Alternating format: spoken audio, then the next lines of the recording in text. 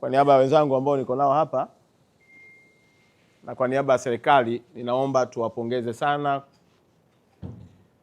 kwa kazi kubwa na ya heshima mlioifanya leo na kuitambulisha Tanzania kwa dunia ya kwamba vipaji vipo. Ukiniuliza mimi leo kwamba nani mshindi, nitakwambia mshindi ni Tanzania. Na na imani hata Watanzania waliokuwa wanatazama mpira wanajua mshindi ni nani? Tanzania. Mmefanya kazi kubwa ya heshima na wala hatupasi kujilaumu wala kuhuzunika. Tumeshajitambulisha duniani ya kwamba taifa letu na nchi yetu ina watu wenye uwezo wa kucheza mpira na kuonyesha viwango vya hali ya juu. Nifurahi sana kuona utulivu wa leo,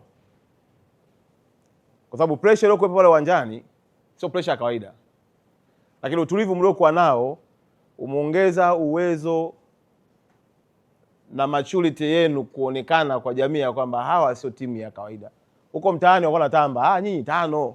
Wakikutana na balozi wanambia tunawapiga 4. Wakikutana na nani wanambia nyinyi hatukiwahurumia sana 3. Lakini najua hata leo hii wakitoka watalaumiana. Kwa tuache wao walaumiane, sisi tumtukuze Mungu aliyetufanya tukafanya maajabu leo kwenye uwanja.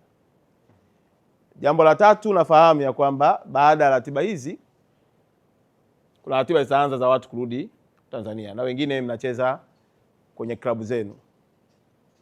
Lakini ziko salamu za Mheshimiwa Rais ambazo zitafika ndani ya hizi siku chache zilizoko mbele yetu, na nyinyi mtapata nafasi ya kumuona mwenyewe akiwashukuru na kuwapongeza kwa kazi kubwa aliyoifanya.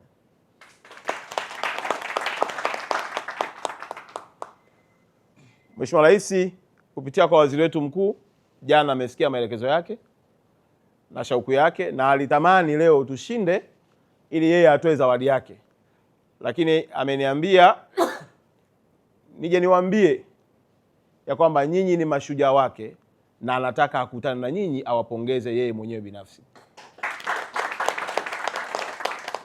Kwa hiyo msijisikie wanyonge kabisa, na wa Morocco watatuheshimu na hawatarudia tena kuamini ya kwamba ni timu wanaweza kucheza nao kwa namna walivyokuwa naifikiria.